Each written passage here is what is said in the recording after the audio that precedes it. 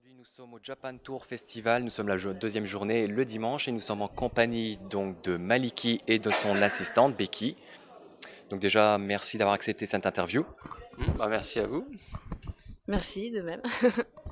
Donc première question pour les gens qui ne vous connaissent pas, pourriez-vous décrire votre activité?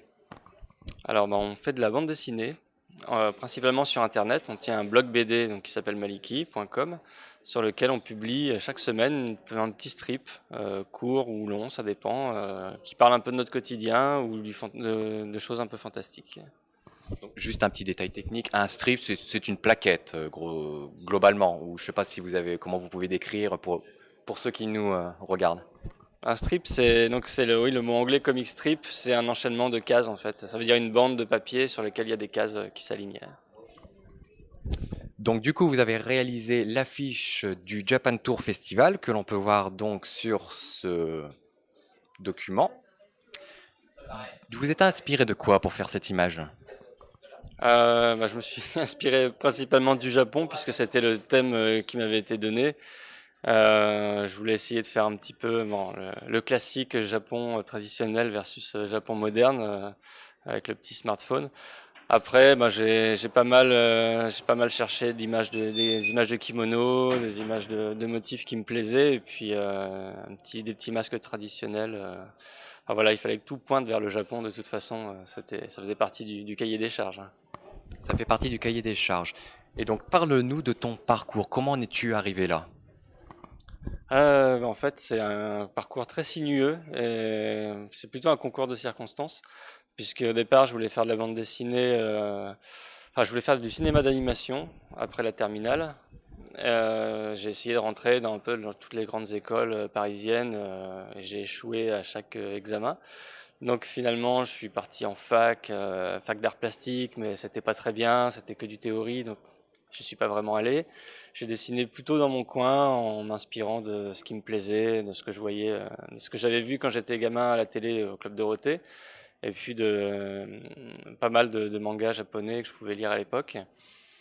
Et comme ça marchait toujours pas dans ce métier, j'ai fait complètement autre chose. J'ai travaillé à France Télécom en tant que réalisateur multimédia.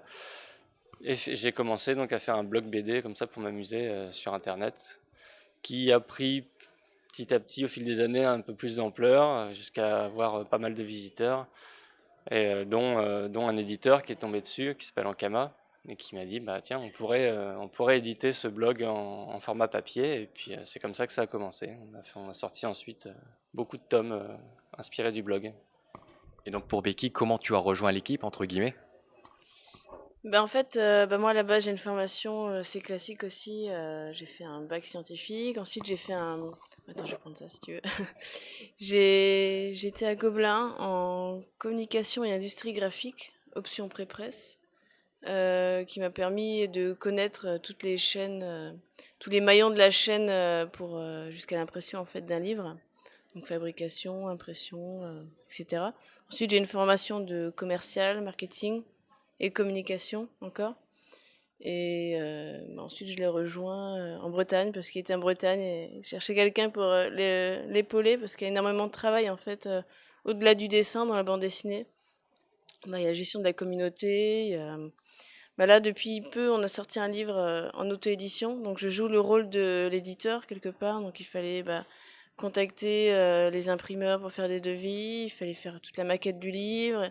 Enfin, il fallait vraiment tout ce que j'ai appris finalement à l'école me sert à plein temps maintenant. Et ça fait à peu près 4 ans que j'ai rejoint l'aventure.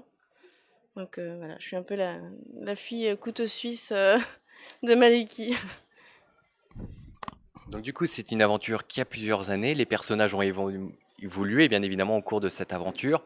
Peux-tu nous parler de l'expérience de ces personnages, comment ils ont grandi justement? Et j'ai même tendance à dire, décris-nous tes personnages. Qui sont-ils vraiment? Les personnages, il y en a beaucoup parce qu'effectivement, au fil des années, non seulement les personnages de base ont évolué, mais en plus, il y en a d'autres qui sont arrivés. On va dire que le personnage principal, Maliki, a été polymorphe de nombreuses années, puisque en fonction de toutes mes inspirations, je m'interdisais aucune modification de style. Donc le personnage a commencé en 2004 et a subi beaucoup de changements. Donc Maliki, c'est une jeune fille, hein, un peu moins jeune maintenant, mais qui porte sur son quotidien en fait un regard un peu, on va dire, critique ou différent enfin qui transforme, on va dire, le quotidien un peu banal en choses un peu plus extraordinaires en fonction de comment on le regarde. Donc il y a pas vraiment une description précise de Maliki, ça peut être un peu n'importe qui, comme beaucoup de persos principaux dans des bandes dessinées. C'est finalement celui dans lequel c'est le plus facile de se projeter, puisque c'est celui qui est le plus ressemblant à la réalité en fait. Après, il y a les personnages des chats qui ont eu toujours beaucoup de succès dans Maliki, parce que Maliki a 2 chats. Freya et Fëanor, il y en a 2 nouveaux qui ont rejoint l'aventure depuis. Ensuite, elle a adopté une petite fille réfugiée qui s'appelle Fang, qui a une grande sœur donc, qui est arrivée aussi. Elle s'est fait un copain viking qui s'appelle John. Et donc, après, on a eu un tournant fantastique, puisque Maliki possède aussi un double surnaturel, un peu la Jojo. C'était d'ailleurs une référence à Jojo au départ. Et puis, les gens ont tellement apprécié ce personnage que c'est devenu une histoire à part entière. Ça a ensuite été décliné en roman, ça a été décliné en one-shot. Donc c'est vraiment, Maliki, c'est vraiment un univers très vaste et dans lequel on peut faire des sauts de puce un peu partout, faire des spin-offs sur tous les personnages. C'est un univers qui se construit en permanence en fait. En fait, Maliki, ça grandit un peu avec nous, ça s'adresse à tout le monde. Je pense que tu es peut-être d'accord avec moi, Becky. Bien sûr, en fait, c'est vraiment tout public. Y a pas, on dit pas c'est pour les jeunes, pour les moins jeunes. C'est vraiment pour celui qui a envie de lire du quotidien un peu fantastique, surnaturel, qui a envie de s'identifier au personnage. En librairie, les libraires ils ont beaucoup de mal à nous placer parce qu'ils savent pas si on est jeunesse, moins jeunesse, manga. En fait, ouais, c'est vraiment très difficile de nous placer. À chaque fois, on nous envoie des mails. Bon, alors, est-ce qu'on vous met en jeunesse? Est-ce qu'on vous met en manga? Non, c'est aussi ce qui fait la particularité, c'est qu'on a envie de s'adresser à tout le monde sans restreindre, je sais pas, jeune fille de 10 à 12 ans, Lolita. Mais en fait, on cible absolument personne en fait avec Maliki, c'est ce qui décontenance beaucoup les éditeurs. On écrit ce qui nous fait envie, ça peut être triste, ça peut être joyeux, ça peut être trash. Il n'y a pas de limite en fait et chacun picore ce qu'il a envie de prendre dans ce qu'on fait, quoi. Donc à l'heure actuelle, Maliki, c'est un livre, c'est également donc une BD. Est-ce que par la suite, on peut imaginer une animation, donc soit télé, soit sur YouTube, un film ou d'autres supports pour faire évoluer l'histoire? Alors bon, on a déjà fait un pilote en animation il y a quelques années avec Ankama, qui était pas mal du tout. C'était bien parti pour passer sur France 3 et puis finalement bon, ça a été pour des raisons administratives purement, ça a été annulé. Après, c'est vrai que le milieu de l'animation est un milieu sur lequel je suis assez frileux, puisque en France, c'est très dur de produire du contenu justement qui soit pas ciblé sur une frange de public. Et moi, j'ai pas envie de modifier mon univers pour que ça plaise aux décideurs français. Donc c'est vrai que YouTube, ça pourrait être une bonne solution. Des chaînes un petit peu underground ou qui se permettent des expérimentations, qui permettent du dessin animé pour adultes. Et c'est vrai que ça demande des grosses équipes en général, ça demande beaucoup de budget. Et généralement, c'est assez incompatible de faire un truc hors des sentiers battus avec un bon budget. Donc il faudrait être malin et puis imaginer des petits cours, une petite web série qui soit pas trop compliquée à produire en équipe restreinte. En tout cas, on y pense, mais voilà, pour l'instant, il n'y a rien de décidé. Mais pourquoi pas? Donc du coup, très rapidement, Maliki dans 10 ans, ça pourrait être quoi? Ça là de la question. Maliki dans 10 ans, je sais pas, c'est une continuité, c'est peut-être plus de spin-off, peut-être des albums sur tel ou tel personnage pour les faire évoluer. Pourquoi pas encore des flashbacks comme on a fait avec Hellofectopia, qui se situe avant la BD Maliki qu'on connaît. Et on a fait aussi 2 romans de Maliki, donc c'est aussi Souillon qui l'a écrit. Et Maliki, elle a 13-14 ans, donc c'est encore un retour dans le passé plus lointain. Donc on essaye comme ça de varier les supports. Parce que faire de l'animation, comme il a dit, c'est très compliqué, il faut avoir du monde. Alors que faire du roman ou de la bande dessinée, on peut encore le gérer à 2. Alors que le reste, c'est un peu compliqué, mais pourquoi pas plus tard, on sait jamais. Yeah. Oui, alors dans 10 ans, ça peut être absolument tout et n'importe quoi, effectivement, parce on s'interdit aucun support. Moi, il y a plein de trucs qui me font envie, l'animation, ouais, effectivement, le jeu vidéo, on pensait même à un jeu de plateau. Enfin, l'univers Maliki, il est déclinable plus ou moins à l'infini. Moi, mon but, c'est vraiment de l'étendre.